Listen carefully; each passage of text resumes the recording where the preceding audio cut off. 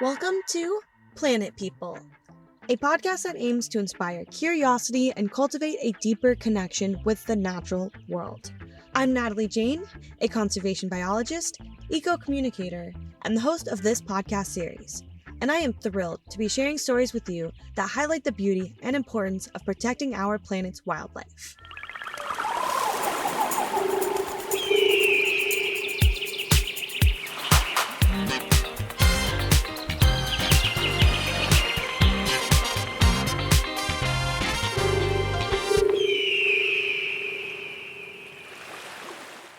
Hey everyone, and welcome back to this episode of Planet People.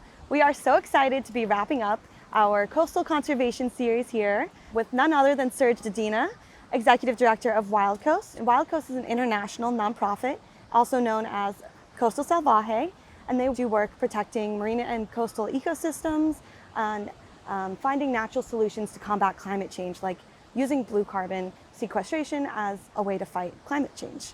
So Serge is not only the executive director of WILDCOAST, but he is a coastal conservation here locally from San Diego, where his passion for stewardship and conservation really intersected with his hobby of surfing. And in the 90s, Serge went down to San Ignacio Lagoon, where he studied gray whales in Baja, and the protection of this site was critical during the time because they were facing threat from a Mitsubishi salt power plant.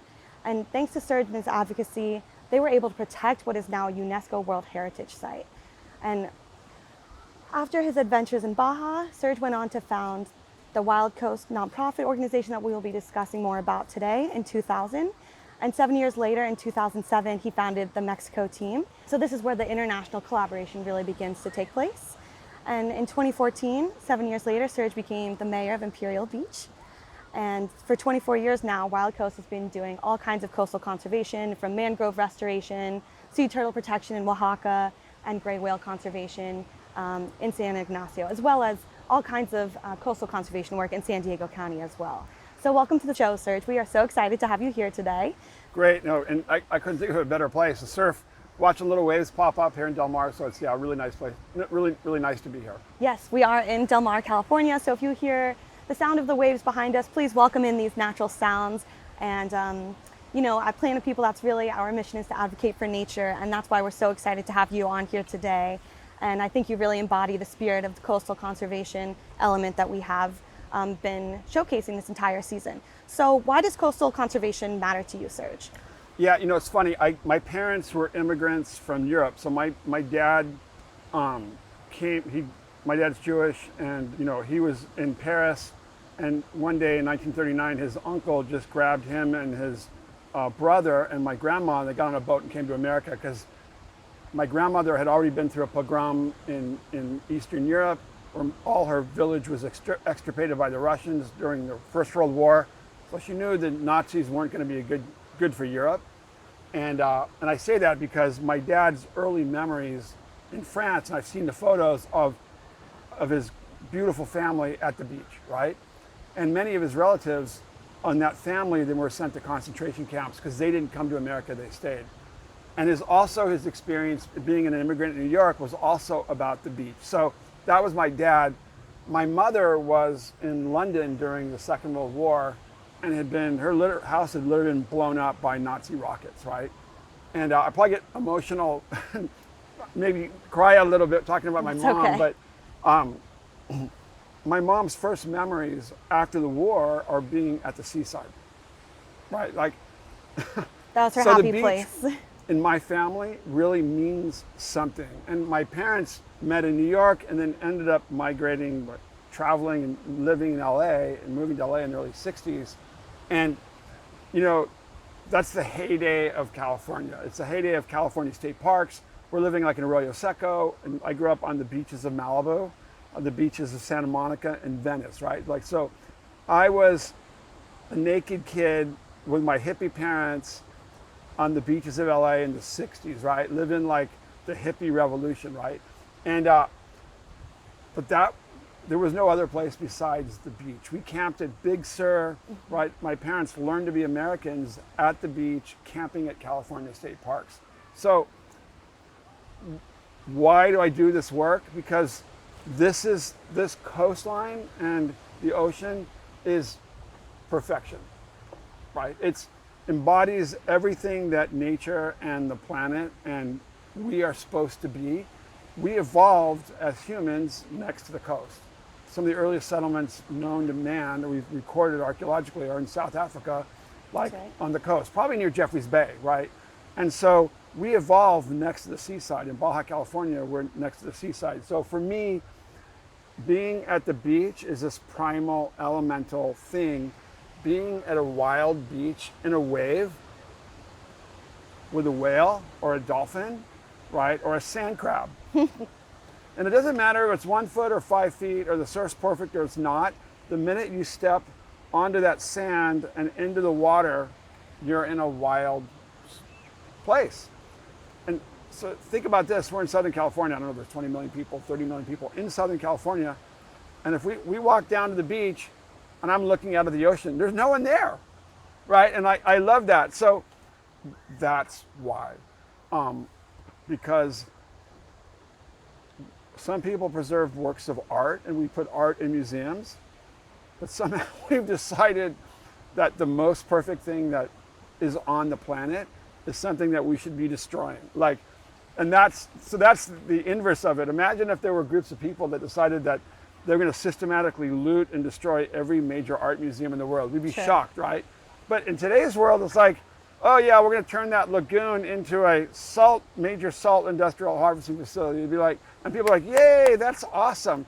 For me, it's like, excuse me, that's a perfect place. There's wildlife there. So, that's what it means to me. It's just a fundamentally elemental place where you tap the energy and power of the earth, right? So, yeah, anyway. Incredible. So it's very clear that your conservation ethos today was shaped by your early childhood experiences, and it's in your blood, it's in your ancestry. And I love talking about that on this show because I think it's beautiful that you've carried their spirit with you, their love of the beach with you, and it just goes to show how it's shaped your conservation ethos today and wanting to protect wild seas, wild places, wild wetlands. I love that use of wild seas and wild coast that I've seen repetitive in your work, and in your book, one of your books is also called Wild Seas, right? Yeah.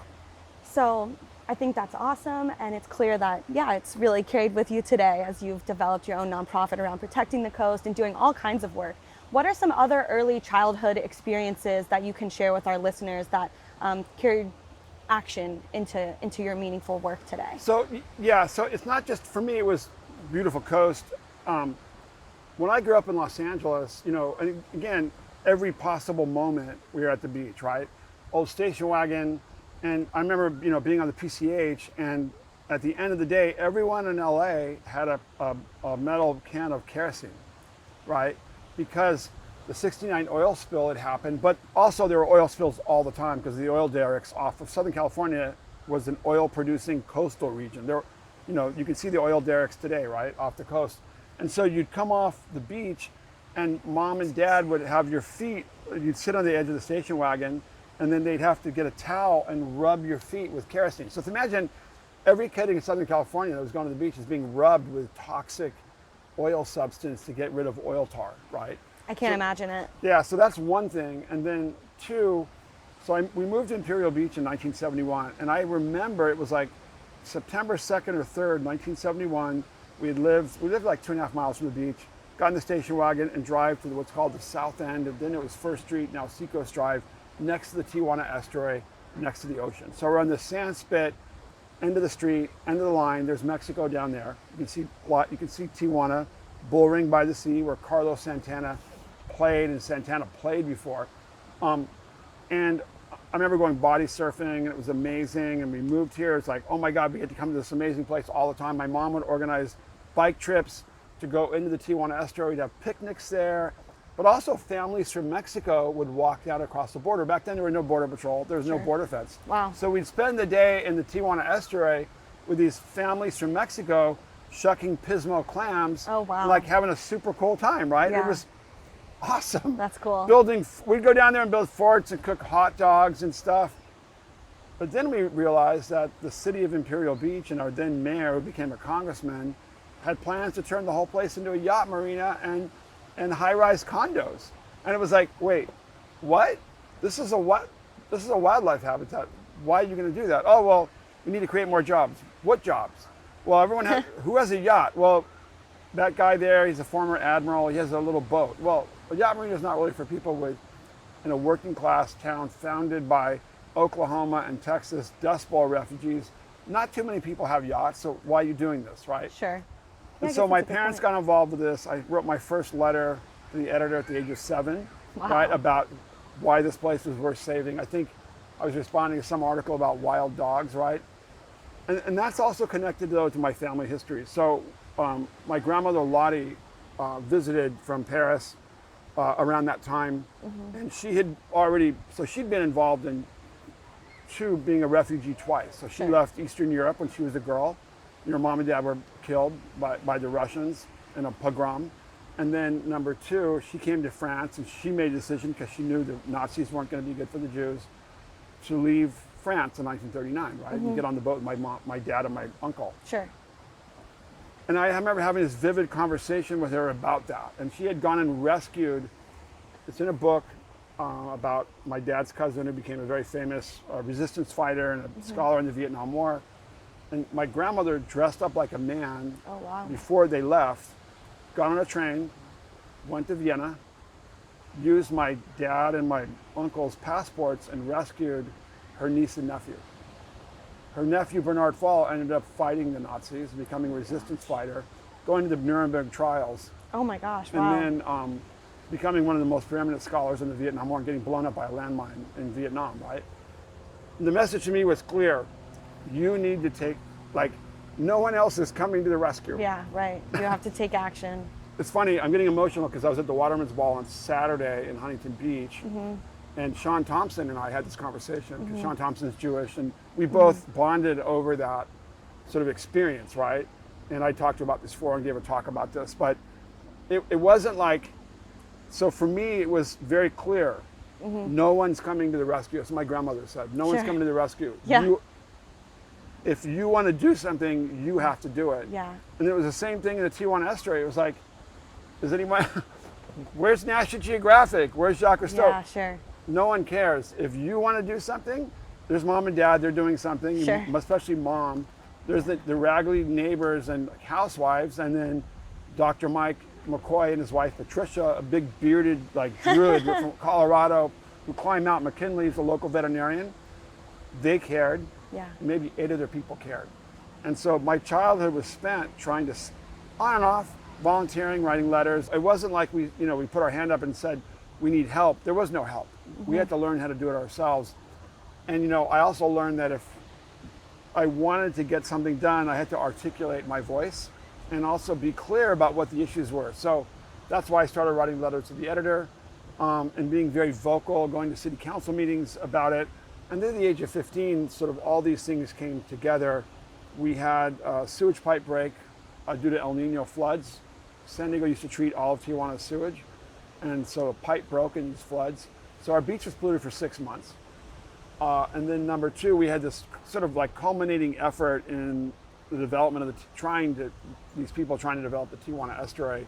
We're gonna have a referendum on the local ballot. It ended up winning by 80%. And then our mayor was going to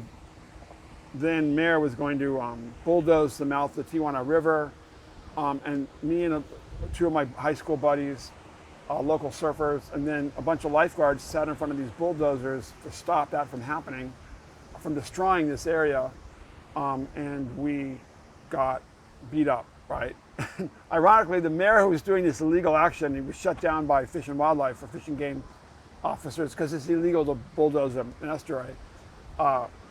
Became a hero for this, right? Like he was trying to do something about it. The irony is, blockading and bulldozing a river mouth to an estuary would cause flooding in the city, because I know that because that happened later when it naturally got blocked and ended up killing all, because there was a pollution thing at the same time, all these leopard sharks died. So anyway, and I think that just highlighted to me this idea of no one is coming to the rescue. You have to find your voice. We did a lot of media around that. I learned to do TV interviews very early and the power of communicating a message, right? We lost the media war on that one, although we won the estuary. At the same time, I organized a cleanup a little bit before this incident with the bulldozers of this area that also been flooded by El Nino storms. So right along a street in our town next to the estuary, this entire area was blighted with storm debris, garbage, plastic, huge pieces of styrofoam, old refrigerators. So, you know, I'm just a high school student. I organized a big community cleanup. And instead of helping us, the city calls the police and tries to have us arrested, right? Environmentalism was not perfect then, and it's not perfect now. Yeah, so it wasn't like you're getting medals for being an environmentalist. And then that evening we had a potluck at the local community center. It was an old fire station. And 2 members of the Aryan Brotherhood came and ended up shooting someone that I witnessed, right? Like it was just gnarly times. Heavy time. And Heavy it sort times. of reinforced this family history, like, yeah, right. This is heavy work. The people you're going to be battling are not nice, and you better learn to toughen up Sure. and make sure that you understand what the stakes are. Because at this point in California, pretty much most of the estuaries had been half developed That's or right. partially developed or completely ruined, as in the case of Dana Point, Sure. Marina del Rey in Los Angeles. That's right. During the yacht era, you were saying in the 80s. Newport Harbor. And at the same time, though, in the 70s, we have the development of the Endangered Species Act, California Environmental Quality Act, the California Coastal Act, that all of a sudden gave teeth to efforts to preserve these areas. And you have all these nascent, probably in every coastal city in the state, you have these nascent efforts to protect these areas. That's why sometimes I say kids, you know, in the new generation, like scoffing, you guys did nothing to like stop climate change. And it's like, dude, you know how tough it was to save every inch of the California coast? Like every Impossible. inch that you see of a wild place. I mean, 99% of it's developed, right? Yeah, it required groups of committed, like, people to band together and really spend a lot of time to protect these places they love. Right. Well, and it sounded like that's exactly what you did. You formed a coalition of members, of people that cared, your friends, veterinarians in the community. You were saying 8 other people that cared. If you can use your voice and get a few other people on board, then it creates a ripple effect of change. And I think it's great that you learned from such an early age that action is the major component and you want to get shit done. And that's what you told me when we first met, and I love that. And I think conservation can be a lot of talk, but you have to be about it. And you are definitely about it. And it shows from a very early age. I mean, writing letters and using your voice and learning how to articulate, like that's something that I think, like you were saying, new generation, it's hard to find your voice. There's so much online traffic, there's just a lot of distractions, and people want to take action, but maybe don't know how. And it starts with getting the message out there. And I know that's a major component of just your own ethos in life. You have your blog, you have several books out, and I think it's fascinating that you've been able to intersect your passion for writing and surfing and stewardship and ocean life all together to make you and eventually Wild Coast, right? Yeah, and all this I think came together, and I think that's something that's really important out of what I learned. Wasn't just about coalition building or the community, and let me make this clear, Dr. Mike McCoy and then his wife Patricia, who I still know, who are legends in conservation in California, Cool. along with a guy named Jim Pugh and his wife Barbara, who Oh, are I'm amazing. familiar with Jim Pugh. Yeah, amazing, like, and they're so awesome. And then a guy named Phil Pride at San Diego State, who was a geography professor. They were also incredibly smart and strategic. So what I was able to do was watch them. Like it was like taking a graduate course in conservation, because they did the community stuff, the coalition building, but they were doing the smart strategic things in Washington or in Sacramento on the legal and advocacy front that you needed to do to save a place. Sure. Right. So it was connecting and understanding it's not just one thing, it's all of them. Right. So I think that was really educational. And I think it is important to acknowledge the people that you were your mentors. And I'm lucky that I got to watch these and work with these and just volunteer for these extraordinary people. And I was like almost like taking notes. And that lasted through college as well. Oh, definitely. Mentorship is so important. And I think maybe people struggle to make those connections because there's so many distractions while you're in the classroom now. But I always seek out advice from my ancestors, from teachers, from people like you. I feel very inspired by your story. And I also feel drawn to taking action and communicating about messages. As a scientist myself, I spend a lot of time in the field, and I don't think enough of that gets communicated. The conservation, boots on the ground effort. People need to know what to protect, and to do that, they have to care about it. So how are they going to care about it? Through people and organizations that share their mission and their passion for protecting the coast, and you've definitely done that. And I think it's awesome what you're doing. Hey, planet people.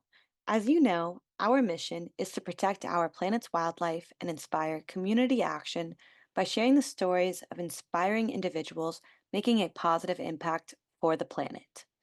But we can't fix our planet's crisis alone, which is why we're so excited to introduce to you the Global Health Pursuit podcast, a show that spotlights leaders making a difference in global health and improving well being around the world. Ever wonder what life is like for people in under resourced communities who lack clean water, reliable healthcare, or face more dire impacts of the climate crisis? Well, maybe you live in an area being directly affected by one of these issues and want these crises more highlighted, or maybe you just want to learn more about them. While global health issues can feel overwhelming, they don't have to be. Join Hital, host of Global Health Pursuit, as she breaks down these challenges with leaders fighting for real change to make the world a better place.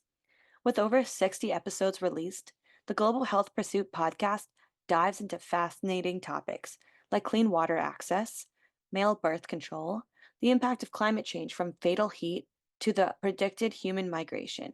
Hatal asks thought-provoking questions that leave you wanting to learn more about the pursuit of better global health. Whether you're new to the topic or seeking inspiration, Global Health Pursuit offers a fresh perspective on ending poverty, improving healthcare, and delivering clean water to those people who really need it. So be sure to tune into Global Health Pursuit wherever you get your podcasts and join the movement to create a healthier, more equitable world. What are some other fun stories? I know in the 90s you were down in Baja protecting the San Ignacio Lagoon, if you want to share a little bit about that. Yeah, so I ended up getting a degree at UC San Diego, and then getting a job in the environmental And what was your degree in? Consulting field. Okay. So writing environmental impact reports, which is actually really great experience to understand how to work in the environmental field, right? The actual professional field of environmental management, and understanding the relationship between impacts and impact analysis, right? That would serve me really well in Baja and WILDCOAST.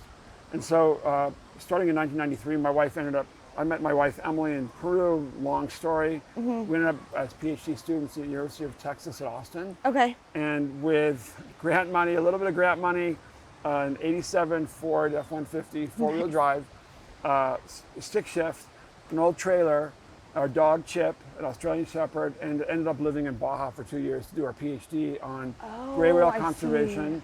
And then also my wife was doing her work on really how to integrate local people into conservation. Because in grad school as geographers, I became very interested, having spent also at the same time as doing all this environmental work, learning to surf and then going to Baja. So at the age of 15, actually it was the age of 15, my buddy Tim and I would go down with my dad, and then our friends to Baja to surf all the time. Sure. We were surfing in these places 400 miles south of the border, an area we work now, central Baja California. We were surfing with dolphins and seeing gray whales. You know, there's deer in the desert, this amazing pristine desert, friendly fishermen.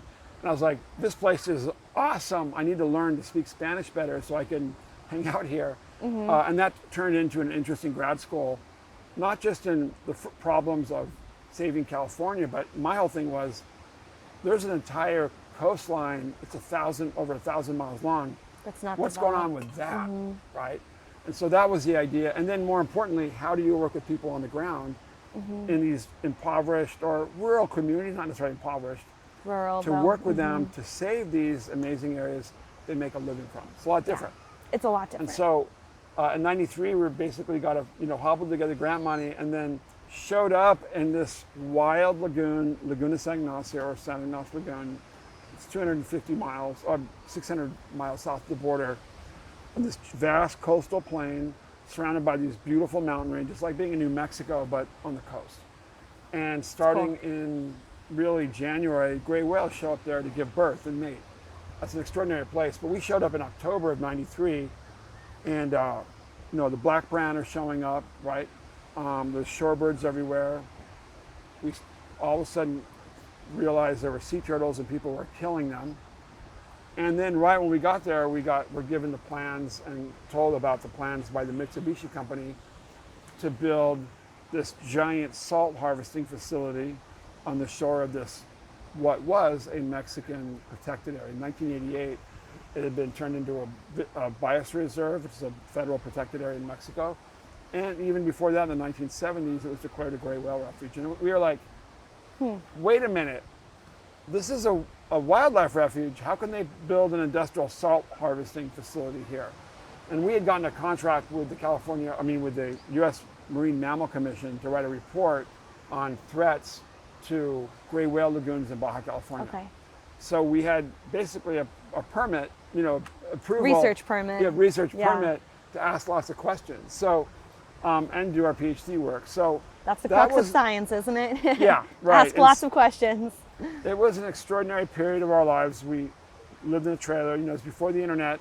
I ran everything off our laptops off a solar panel that I made myself. And we ended up just talking to local people, right? And then all these officials, spent time with people out in the field and with whales, but really tried to connect. We have this amazing place and these animals, but people. So how do you make that work, right? Not how do we make it, how do I make it work, how do they make it work? That's a great mindset. That's the thing. How do they make it work? Like, what's the drama between conservation and development, and how do you integrate local people and their livelihoods into conservation? So, we're living in San Ignacio Lagoon, and I think what we were all bewildered by was this 500,000 acre industrial salt harvesting facility is going to be built on the north shore of this area, this pristine gray whale lagoon. Just a few hundred people live. And they're mostly fishermen, and they make their living from whale watching. Why is this going to be allowed? And the issue of the environmental impact report became up because we met the team who were doing the environmental impact report, and they spent one day in the field, right? And it was like, and so a year later, we got in contact with a group called the Group of 100. It's Homero Regis and his wife Betty, and they are Mexico's premier environmentalists. And Homero had helped get this area turned into a national park. And so we were like, hey, do you know about this project? And they're like, what are you talking about? Because we had interviewed all the people in the government that were doing this, reviewing this project, and it was going to, as far as they were concerned, it was going to happen, right? And so we let Homero know. He subsequently let NRDC know, and then it turned into what then was arguably the world's biggest environmental campaign up to that point. There'd been nothing ever like this campaign to save this lagoon that lasted from 1994, 95, all the way to 2000 when the president of Mexico canceled it. But it was a really good introduction to international conservation and these international campaigns. At the same time I finished my PhD, wrote a book called Saving the Gray Whale, and then in '96 got a job with the Nature Conservancy, helping develop national parks in Baja. So I turned my academic experience, the PhD, the experience growing up being an environmental activist, into a job with the Nature Conservancy and my background in environmental planning. But when you work for the Nature Conservancy, it's an amazing organization. It's like $1 billion a year organization now, and it's really focused on, back then, ecosystem conservation, preserving large landscapes. But it's not like you're a program manager, they give you a business card with the oak leaf, and it's like, go do conservation. It's like, sounds great. Raise money, right? Around doing something, saving something, stopping a threat, and then work with people to make that happen. They have from them what I learned was an enhanced version of what I learned as a kid.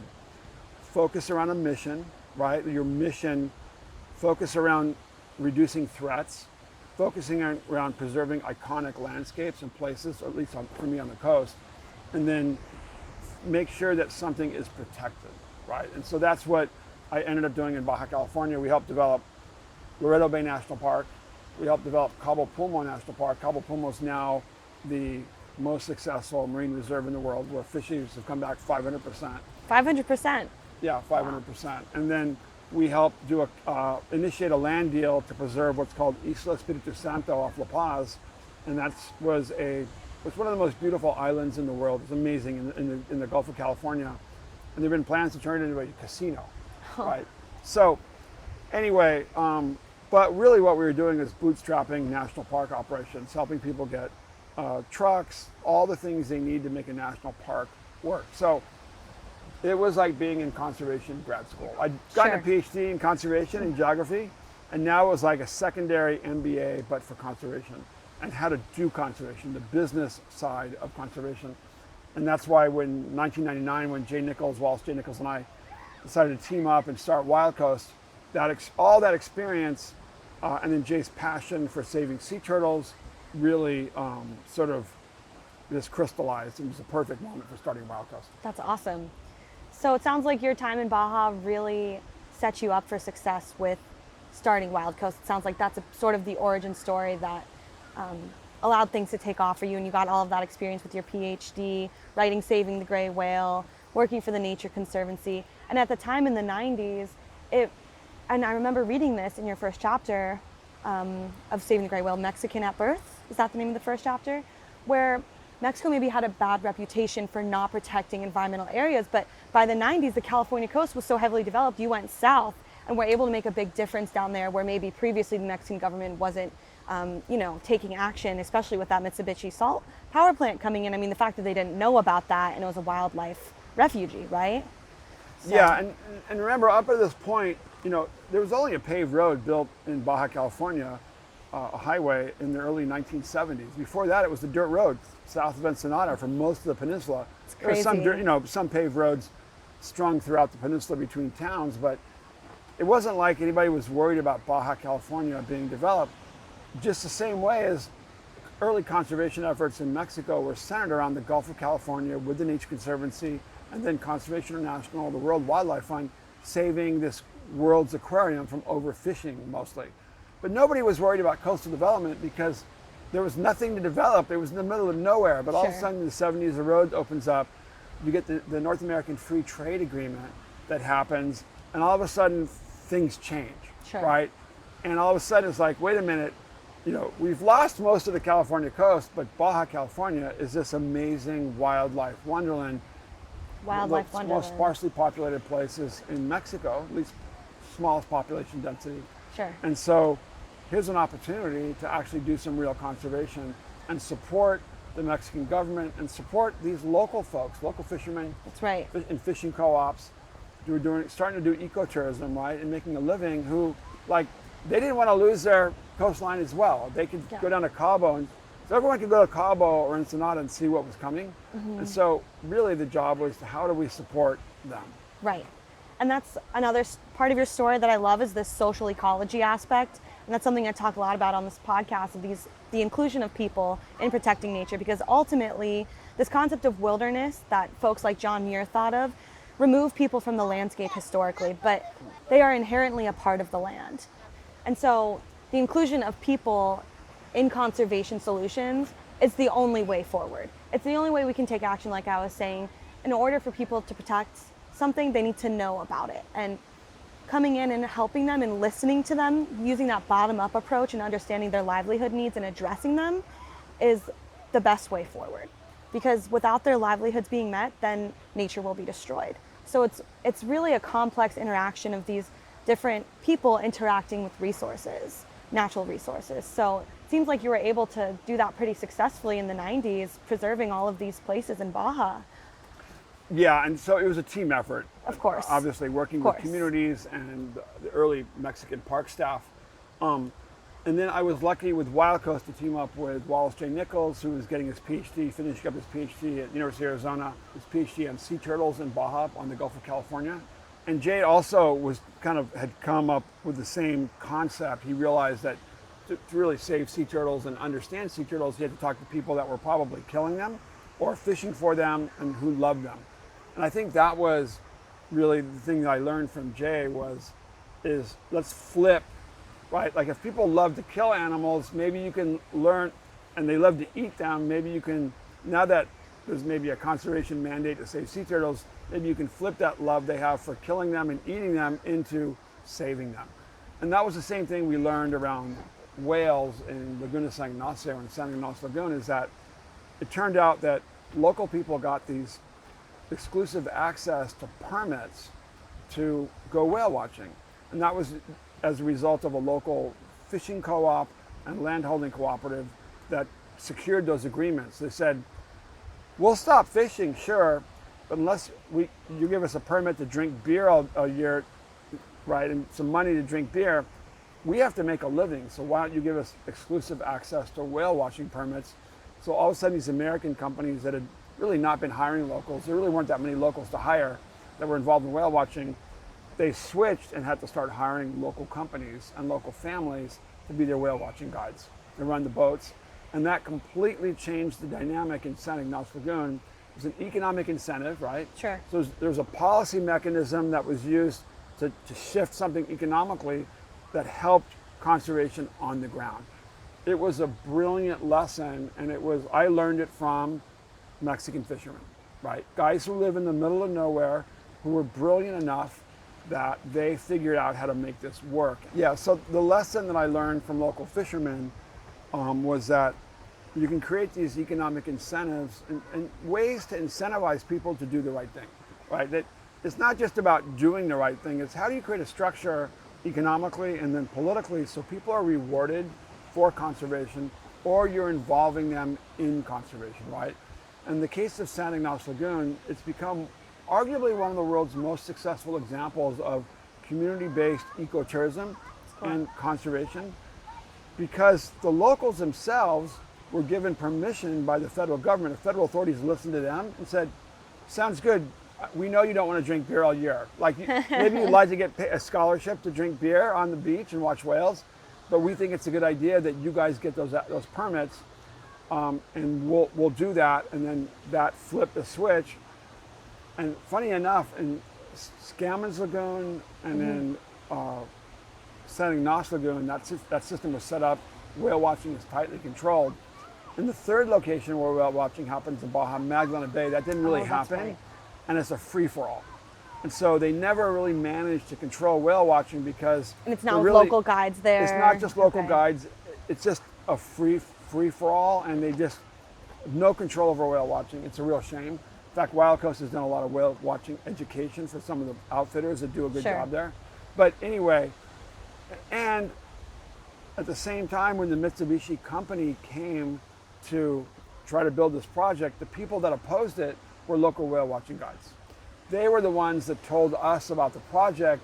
They were the ones that gave us the blueprints for the project. Oh, yeah? They're the ones that stood up and said, we don't need this, as well as the fishermen in a place called Punta Abriojos.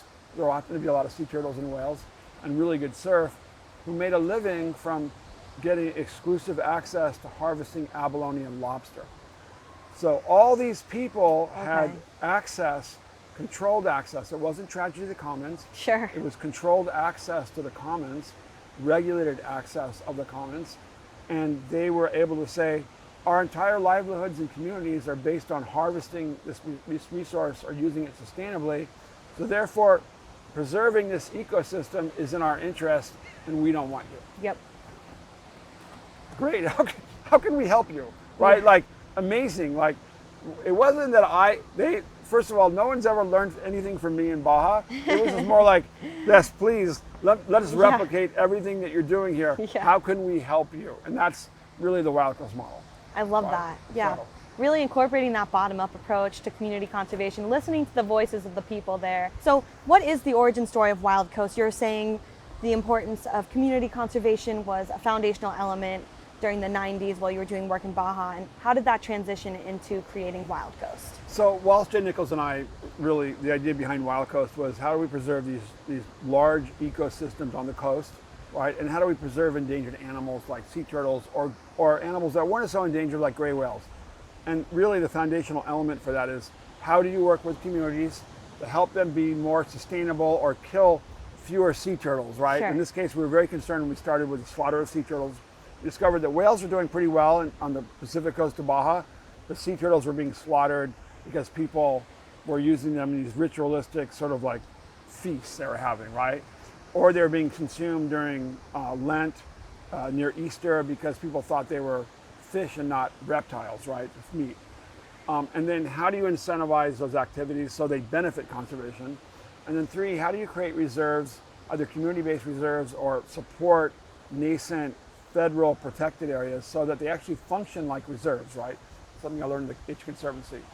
And really that's early training from Imperial Beach with Dr. Mike McCoy was, what are the strategic things you need to do, and from the Nature Conservancy, to actually preserve land, like the legal tools. And that's something we came out of when we started Wild Coast was, well, the Mitsubishi company and the Mexican government were going to develop the land. How do we use those same tools in the land market to actually save land? And that's something I learned at the Nature Conservancy as well. So that was sort of combined all those interests, supporting local community sustainability, really helping create mechanisms to incentivize conservation, and then 3, what are the legal tools for actually protecting these areas? And that sort of became the foundational element of Wild Coast. At the same time, acknowledging that if we didn't control the message, then we weren't going to win the battle. And that Jay Nichols was a brilliant communicator. He and I really shared that interest, and were able to early on get our stories in the Los Angeles Times, the New York Times, That's Wall incredible. Street Journal, Wow. Boston Globe. Back when there was a media market, there wasn't the internet. This is really before the evolution of, internet-based media, web-based media. Cool. And so, National Geographic, Scientific American, NBC News, CNN. We did a piece with CNN right when we started. So, because we were PhDs in the field with a very clear message and a really clear, simple way of communicating complex topics to the public. And It's not easy to do that. Well, and we understood it was fundamentally important. A lot of scientists believe their jobs do science, and I agree, I think science is really important. But if you don't communicate the science in a way that people can understand and policymakers can understand, then you lose. Well, and it's interesting you say that, because I think it's 10% of academic publications remain within that echo chamber of academics. So it's typically, statistically speaking, it does not reach policymakers or the general public, and it's expensive to read publications now. Even as a student, I pay sometimes $40 a month just to read a few papers, right? And so the average person can't afford that or even begin to break down and understand the analysis of that. Well, and I think Wild Coast does such a good job of getting their mission out there and communicating things to the public. And I agree with you, science is important. But as a scientist, I almost struggle with that title because of the lack of communication that goes on with it. And you seem like an extrovert and a people person. You know how to communicate. You can talk to the fishing communities. You can talk to politicians and really hit all those benchmarkers of that social ecology where things come together and you can really try to make change. And I think this is a repetitive theme in your life from early childhood, age of 7, writing that letter. And now you're still writing on your blog actively. I know you're active on Twitter, and I think it's great that you're so adamant about taking action and getting the message out there. So that's very prominent in Wild Coast, and in 2000 you started the nonprofit, and in 2007 you went on to build the Mexico team, right? So what does that look like now? How are those efforts going with that international collaboration and conservation? So today in 2024, 24 years later, Wild Coast is an international team, 30 staff members, 4 offices in 2 countries. And so we're really focused around saving big ecosystems, large landscapes on the coast in California and Mexico, focused around areas that have mangroves, coral reefs, seagrass meadows, so, in rocky reefs in California, coastal wetlands, and then really key wildlife habitats, areas where you see whales, areas where you have sea turtle nesting beaches, especially in Oaxaca, and really also getting involved in things like natural climate solutions. So working with communities in California and in Mexico to restore wetlands in California and then restore mangroves in Mexico as a way of giving people incentives to actually create jobs that help give incentives to people to conserve ecosystems. The other thing that came out that's been really cool and beneficial, although it's climate change isn't cool and beneficial, is really understanding, working with some really great scientists in Australia, Mexico, and the United States who are doing research on the role of carbon sequestration in these coastal areas, or the idea of blue carbon, right? Understanding how much carbon is being stored by coastal wetlands, by seagrass meadows, and especially mangroves. And that's really changed our work because now we understand that if we're going to fight climate change and win the battle against climate change, we really have to do more to conserve and restore these carbon sequestering coastal ecosystems or blue carbon ecosystems. So that's given a whole new breadth of life to Wild Coast. But at the end of the day, if you're not working with people to do something on the ground that they can see, really for us, we're not doing conservation. Incredible. That's really, again, embodies our own mission at Planet People is implementing community-based conservation solutions and working on the ground, getting those boots on the ground effort to understand what the problems are and how we can fight climate change and implement solutions around blue carbon, like you were saying. So how is blue carbon stored in places like mangroves or in seagrasses, and what does that look like? So with mangroves, the carbon's really being captured from the atmosphere, going down into the soil. So especially in these areas, in these desert mangroves in Baja, it's really being stored down in the soil or in coastal wetlands here in San Diego. And we're getting these samples that are 1,000 years old, right? So whether it's seagrass meadows, salt marsh wetlands in Southern California or around the world, and then mangrove ecosystems, you're really getting this carbon storage going down into soil, into the mud, right? Sure. And what that's doing is giving credence and sort of viability to all the efforts to, instead of with a bunch of crazy conservationists or scientists want to save that forgotten marshland, it's like, oh, a local city could say, or a state could say, oh, we're going to help achieve our climate action plan goals by helping preserve this ecosystem that saves carbon. Great, awesome, right? And that's what we're really trying to do, is have another sort of incentive, this time politically, for whether it's state governments, local governments, or federal governments to meet their climate treaty goals or climate action plan, in the case of California goals, by preserving this area. So that's giving a lot more impetus to what we're doing in Mexico, because Mexico needs to meet its Paris Climate Treaty obligations. Sure. And then for cities and agencies in California, they need to meet their climate action planning goals, right? So it's just one more box to check. Like, to save this place, we need to really enhance its, the efforts to preserve and prosper these blue carbon ecosystems. So let's do that to save the place. At the end of the day, though, we're interested in saving gorgeous, beautiful, ecologically important natural spaces that have wildlife in them. And more importantly, then also working with teams of scientists and biologists and botanists and local folks to restore those areas that may need restoration and really adapt them to climate change, right? And so that's what's really infusing a lot of our work. But at the end of the day, there's still protected areas that need infrastructure, signage. They need educational programs with kids. Park rangers need gas money. And so that's really, we're like the SEAL team for coastal protected areas and ocean protected areas. It's like, let's go in and support those efforts and support local folks, and then hopefully provide some money so we can create jobs for this local group of women that want to grow mangroves. And so part of that is also providing seed funding and getting grant funding and donations. Hey, all you planet people. We wanted to take a moment to really break down what exactly blue carbon and carbon sequestration means. So what is carbon sequestration? To understand this, let's define both carbon and sequestration. Carbon is a chemical element with the symbol C and the atomic number 6. Carbon atoms can bond with pretty much every other element, forming a vast number of compounds. And it is a fundamental building block of life on Earth and is present in all known living organisms. Carbon combines with oxygen to make carbon dioxide.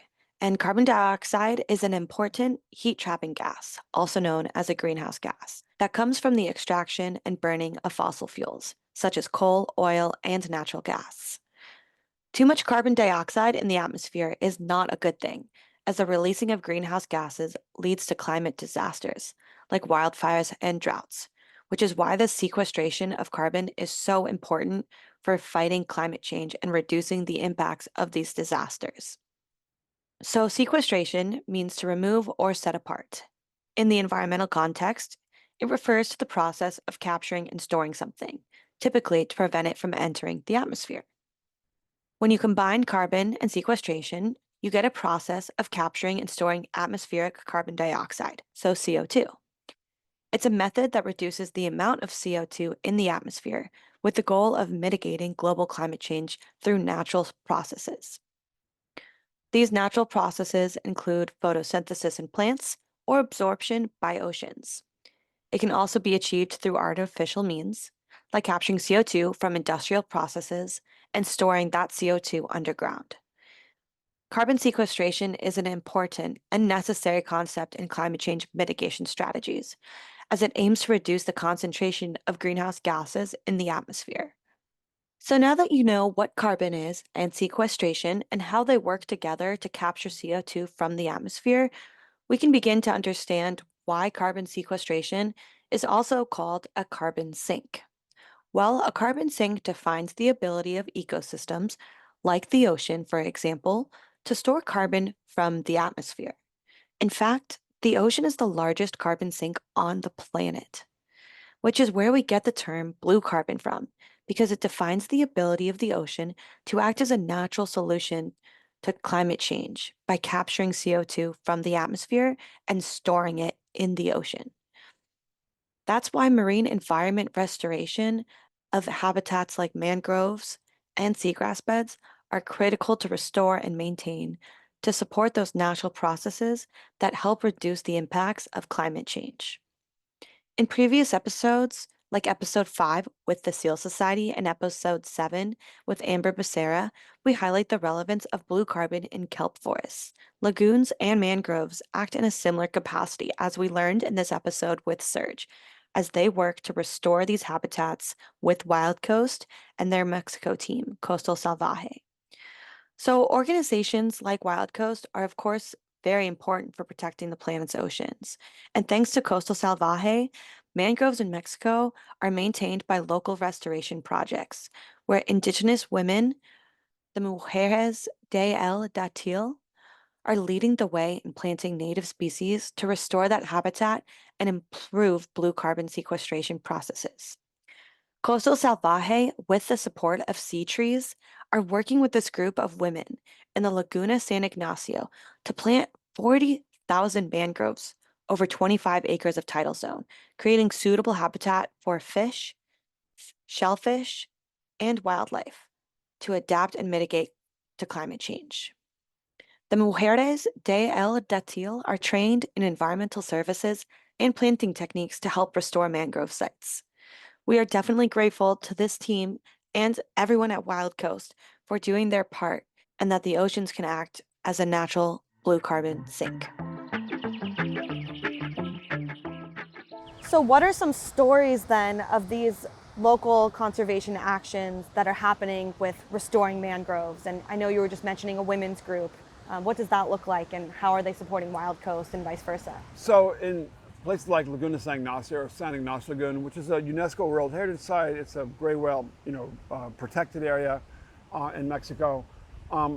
We're working with nascent groups of women, for example, women's groups in 2 communities to help grow mangroves. And the idea is that, again, you're supporting these local efforts to really steward and take care of these mangrove ecosystems that probably their families make a living from in fishing, right? They're harvesting shellfish, they're harvesting fish, they may be engaged in whale watching as well.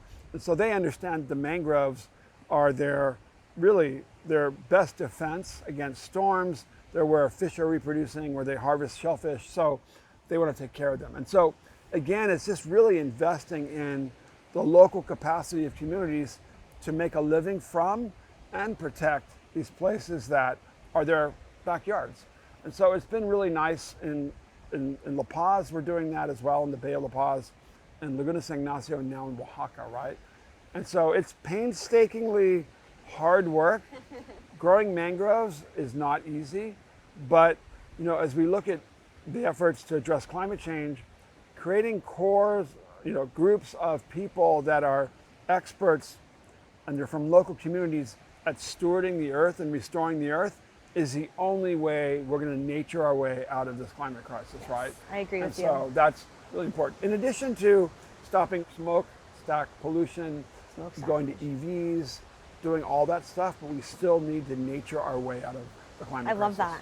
Nature our way out of the climate crisis. And that really does embody the mission of Wild Coast, because you guys are working on natural climate solutions to combat the climate crisis, truly. And it seems like Wild Coast is, very clearly involved in a lot of international efforts and locally here in Southern California. What are some other ways that you are using carbon sequestration, blue carbon, in different lagoons around California? I know you guys are involved in the Del Mar Lagoon and doing a lot of restoration there. What does that look like?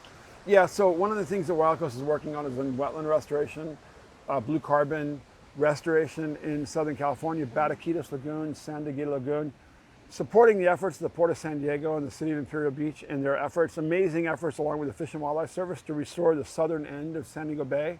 It's a new partnership with the Navy now as well that's involved with that. So really remarkable work that's going on. I have to give the Port of San Diego credit.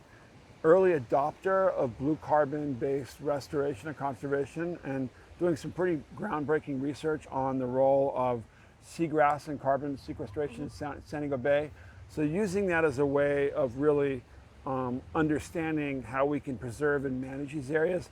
Because the idea is that when you're restoring these lagoons, you're using different types of plants to enhance carbon sequestration. And the idea now is what we're doing is adapting wetlands eastward in California, right? You want to help them adapt to sea level rise, and that's a really complex thing, because what happens is with sea level rise, the more these areas flood, the more they release carbon.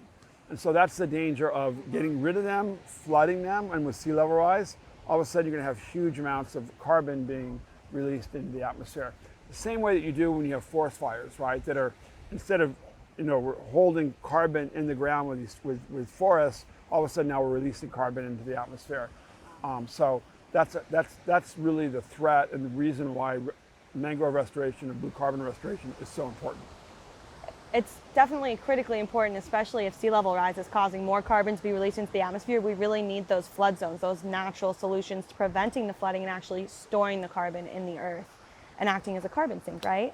I know in La Paz you were saying you're doing the mangrove restoration, and down in Oaxaca you're also doing a lot of sea turtle conservation.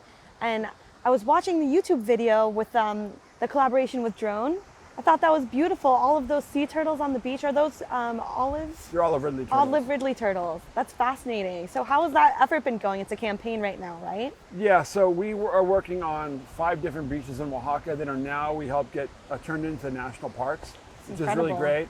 But let's make this clear. Oaxaca is ground zero for how challenging it is to work in really, really remote rural communities where people don't have a lot of money. Is that right? So preserving these beaches and preserving turtles is really challenging, right? You've got these rural communities who don't have a lot of money, and people can make a meager living off harvesting sea turtle eggs. So at some point, it required the intervention of the Mexican military to come in, the Mexican Navy, to patrol the beaches, which put a stop to that.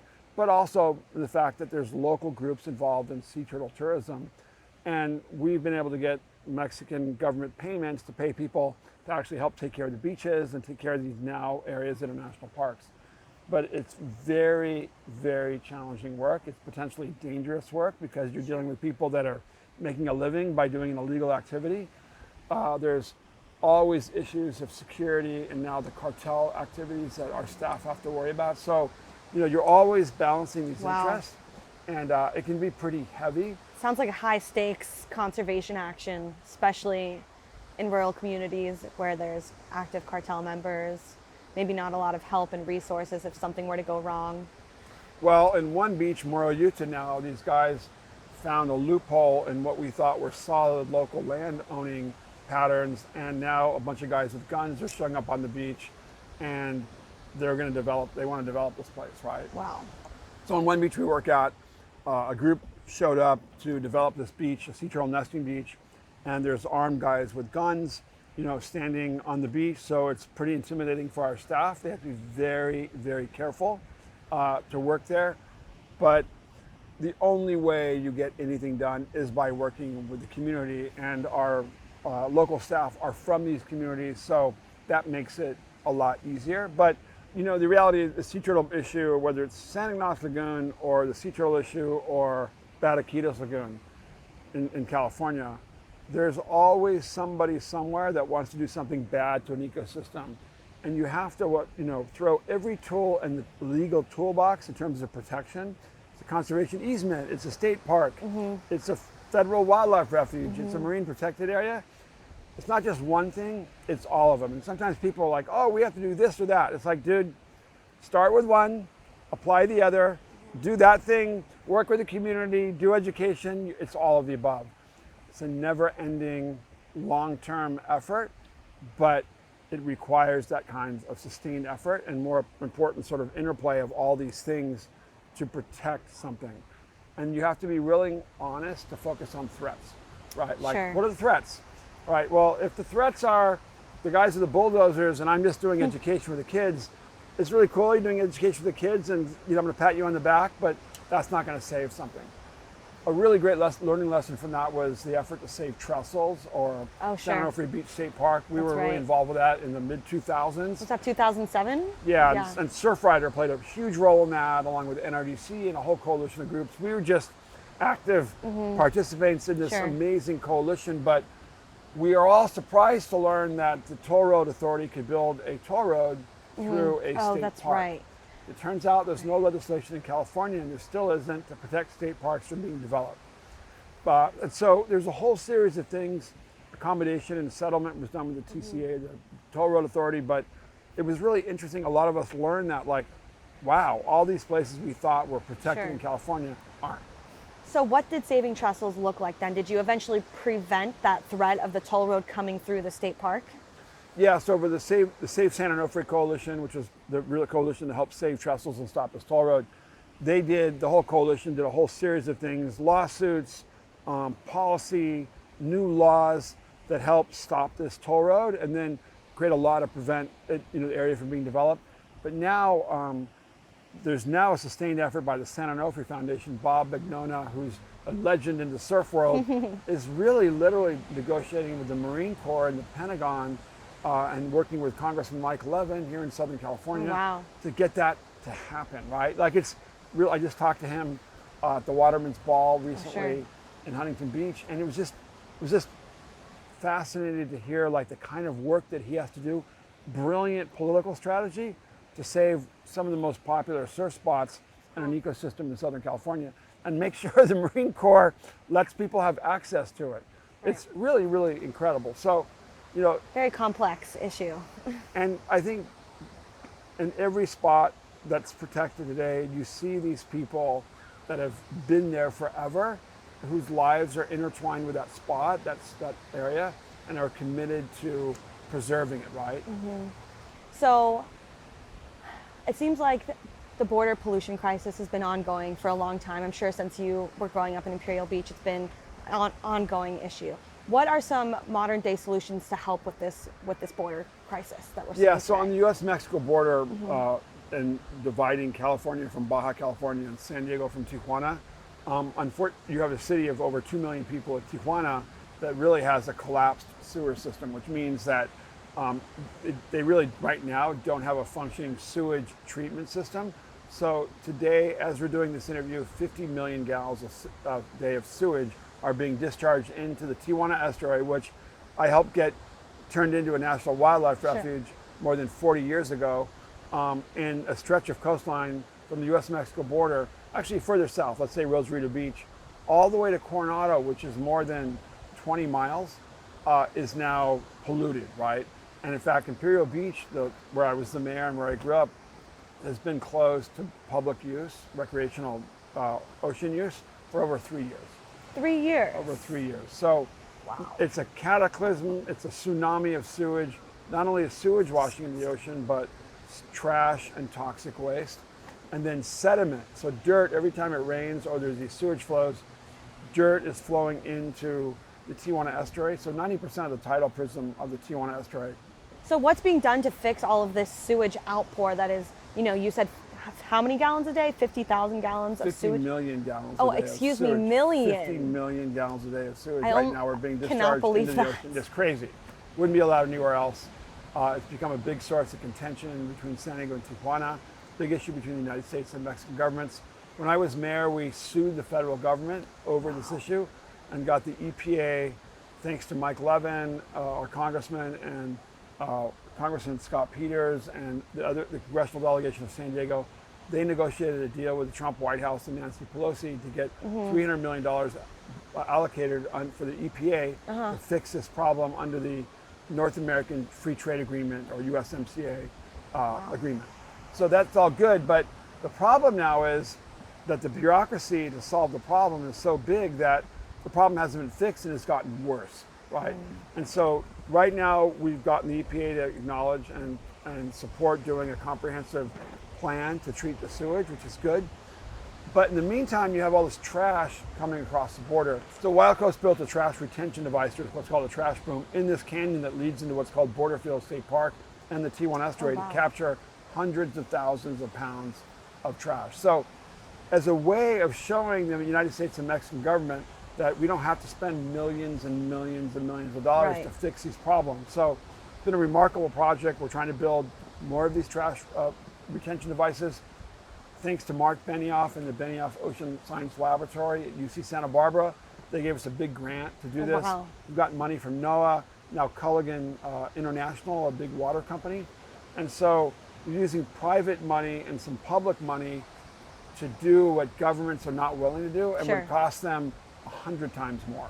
So, and more importantly, putting to people to work in some of the most impoverished canyons in Tijuana, areas that are like, it's kind of hard to describe how polluted these areas are, how much trash, toxic waste, sewage is in these communities where children are playing.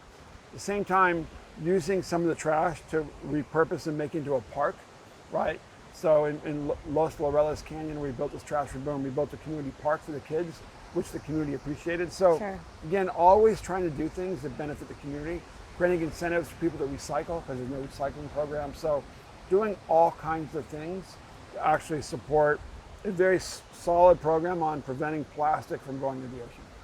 Sounds like a great solution, and one that you can, take action locally, and with the help of these private and public grants, you can really make the difference that the government's not willing to do. And ultimately, the government isn't the one who's going to take the action. It's the people living in these communities that are facing the threat of plastic pollution, rising sea levels, anything related to, climate change and pollution. And it's great that Wild Coast can really get out there and incentivize the community and also provide benefits like those community parks you were talking about. It's awesome. Yeah, and it's just one part of the equation because we still need the governments to act. Of course. But I think at least the kind of environmentalism and conservation that I learned was it's much more entrepreneurial based. So the idea is that if you find a problem, can you come up with a solution and can you get it funded?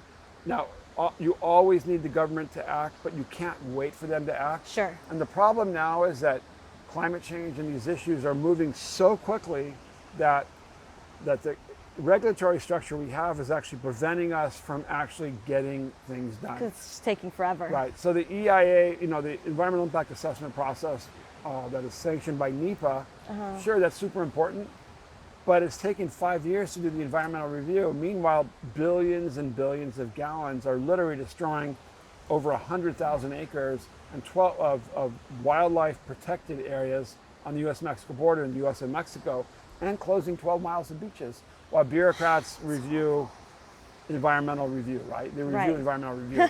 So that's something that I think a lot of folks, Representative Scott Peters, Congressman Scott Peters from the La Jolla area and sort of central San Diego, has been really good at trying to fix that federally. Sure. And I know Governor Newsom's been really active to try to fix that in California, so we can start building things to save the environment rather than just stopping projects to save the environment. It's a very different mindset.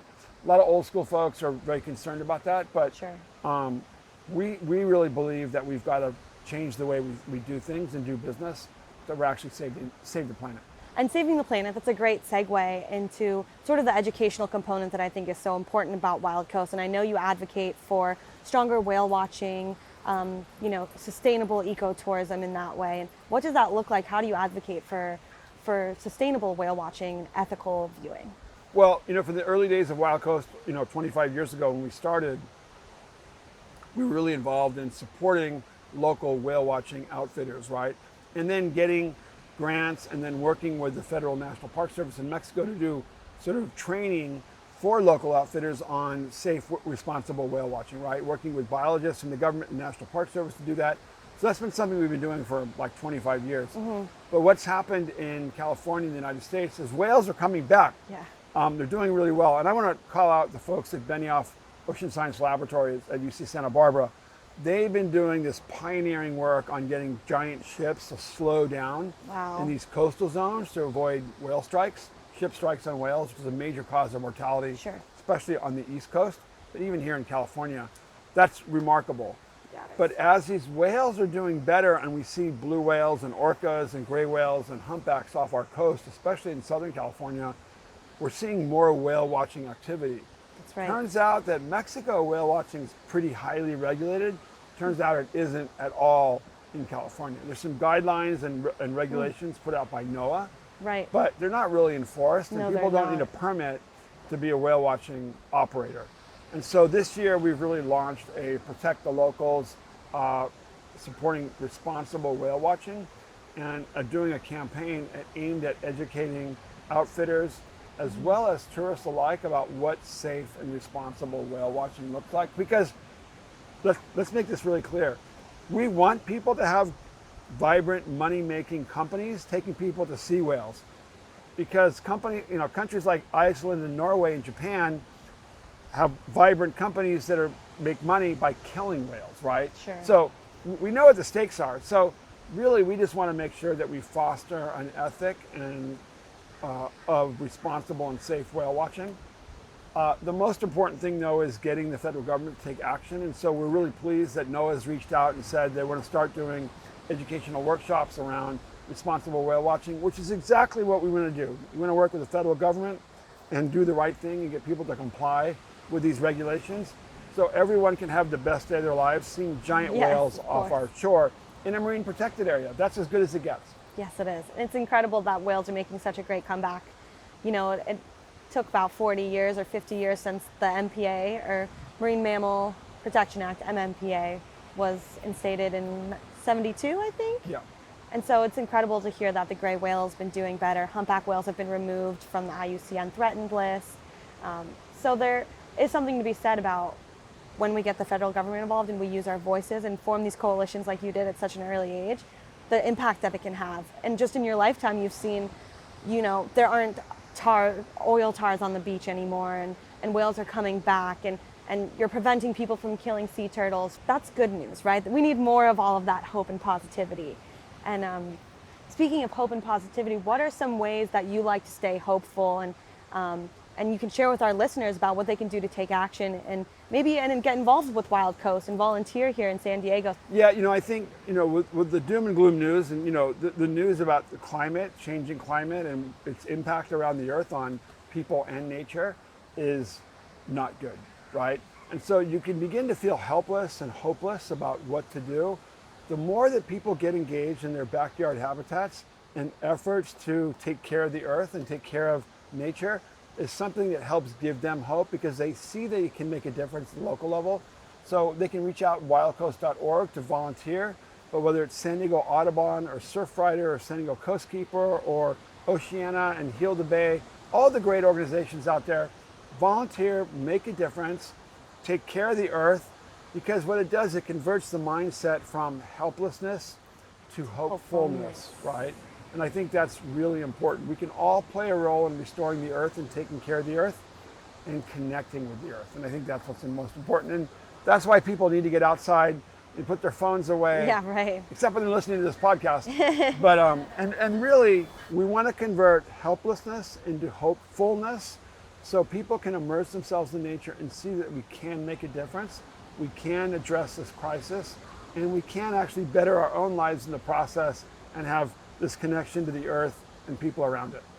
I love that. That should be a soundbite for this whole episode, is converting helplessness into hopefulness. That's such a great transition. It's an alliteration. It really embodies just the spirit of remaining positive and knowing that you can take action in your local community. And I love that Wild Coast provides those opportunities for people to get involved. And I myself was able to volunteer at the Bataquitos Lagoon and do some restoration and planting of native plants around the lagoon there. And it's a really beautiful way to feel like you're getting your hands in the earth and putting the phone down, right? What can you do with your hands? What can you do with your voice? Integrate with your five senses in nature and get connected. That's really the best way to understand that we need to protect what we love. And I think Wild Coast does a great job of doing that. Is there a quote that you like to live by, or last bit of advice you want to share with our listeners before we wrap up the show? Yeah, get shit done. There's Get always shit done. something to do. Yeah. There's always one step that can be taken that moves you closer to your goal. And really, it's so important to find one thing you can do, right? Yeah. One action you can take, one person you can talk to, but one thing that can take you away from feeling like you can't do something to something that helps move you forward. Mm-hmm. And that's something we talk to all our team about, is there's always something you can do. There's Absolutely. always something you can do to move forward and protect nature. And that's really why Wild Coast exists and why conservationists exist around the world, because the earth is worth protecting, the oceans are worth protecting, and this wildlife, they don't have voices themselves, so we have to be their voice. Absolutely. We have to be the voice for the coast and ocean. Absolutely. And I think it's really cool how you address all of these conservation challenges through an entrepreneurial lens, like you were saying. What is the problem and how can I find a solution? How can I get shit done and get involved and make a difference? And you've definitely done that throughout your entire career, and it's very evident that you are an active coastal conservation here in California and beyond to Mexico. And it's been a great pleasure interviewing you. So thank you so much for your time today, Serge. Thanks, and it's been great hanging out here at the beach with you. Thank you so much. Yeah, thank you. Thank you for tuning in to this episode of Planet People. We are thrilled to have you as part of our community of wildlifers who care about protecting the planet for future generations to enjoy. We hope that by listening to this podcast, you will be inspired to connect with nature and become a steward of the planet by getting involved and taking action with your local community conservation organization. Until next time, stay positive, Planet People. Thank you to my team here at Planet People. This episode was produced by Natalie Jane Sybil, Coral Carson, and Hugh Carr. Edited by Coral Carson. Theme song by Hugh Carr under the artist name Flama. Thank you, team.